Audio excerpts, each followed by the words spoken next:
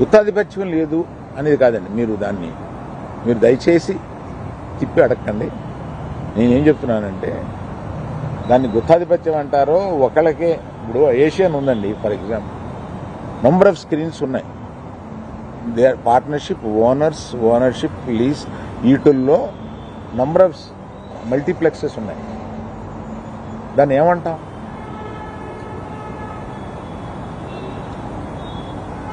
మీరేదో అడుగుతున్నారు. పర్సెంటేజ్ విధానం కనుక తెస్తే స్టాండ్ అలోన్ థియేటర్స్ కంటే కూడా లీజ్ ఓనర్లకు ఎక్కువ బెనిఫిట్ అవుతుంది అని ఒక టాక్ అయితే ఉంది. మీరు దానితో ఏకీభవిస్తారు? నేను ఏకీభవించట్లేదు అసలు. అప్పుడైతే థియేటర్లకి మేలు జరుగుతుందంటే అది మరి దాన్ని సపోర్ట్ చేయాల్సిందేమో. థియేటర్లకు మేలు జరుగుతుందా లేదా, మీకు కావాల్సింది ఏంటి, థియేటర్ల వారికి కావాల్సింది ఏంటి? ఇక్కడ డిస్ట్రిబ్యూటర్ అనేవాడు ఒకడు ఉన్నాడండి, అతను మర్చిపోతున్నా. డిస్ట్రిబ్యూటర్కి ఏం కావాలో కూడా ఆలోచించాలి. నా దగ్గర నుంచి సినిమా తీసుకెళ్లేది థియేటర్ ఓనర్ కాదు. నా దగ్గర నుంచి సినిమా తీసుకుని వెళ్ళేది ఒక డిస్ట్రిబ్యూటర్.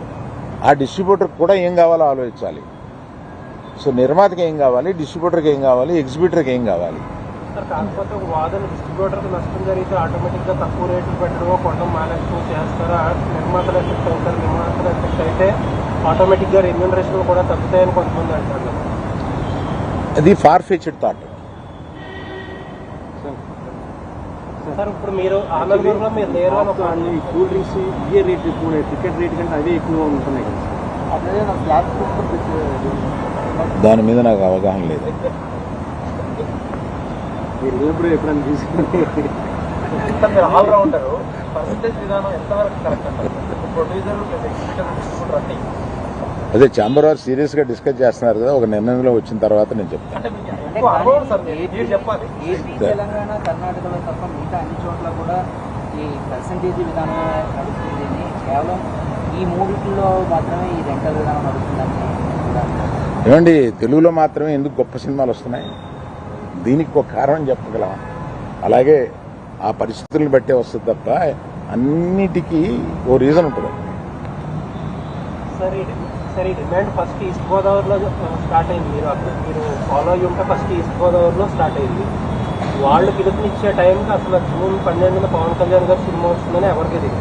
అప్పటికి అనౌన్స్ కూడా చేయలేదు. వాళ్ళు ఏదో పోస్ట్ పోన్ అయింది, ఏదో జరిగింది. సో అసలు ఇలాంటి ఉద్దేశమే లేదు హరిహర వీరమల్లుని ఇబ్బంది పెట్టే ఉద్దేశం. కాకపోతే ఈ పర్సంటేజ్ విధానం, ఈ థియేటర్ స్ట్రైక్ను వ్యతిరేకించే వాళ్ళు తీసుకొచ్చి పవన్ కళ్యాణ్ గారు సినిమాని ఇందులోకి లాగారు. సో దట్ ఏంటంటే పవన్ కళ్యాణ్ గారు అంటే భయపడి అదన పార్టీ తగ్గుతుందని చెప్పి అంటారు.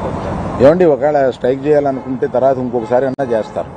పవన్ కళ్యాణ్ గారి సినిమా గురించి వెనక్కి వెళ్ళిపోయిన వాళ్ళు ఇది మూసేయాలనుకుంటే ఇంకోసారి కూడా వెళ్ళి మూయొచ్చుగా, మూస్తారు.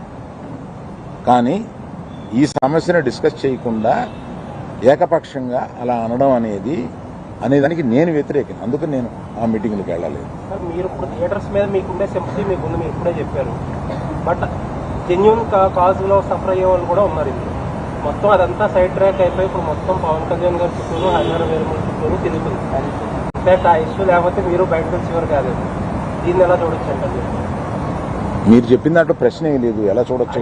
ఇప్పుడు ఇష్యూ అంతా అసలు రియల్ ఇష్యూ అంతా సైడ్ ట్రాక్ అయిపోయింది. ఎవరో దాని గురించి మాట్లాడట్లేదు. ఇప్పుడు మొత్తం మాట్లాడేదంతా హరిహర. అది మీ అభిప్రాయం అయితే ఇక్కడికి వచ్చి చెప్పండి.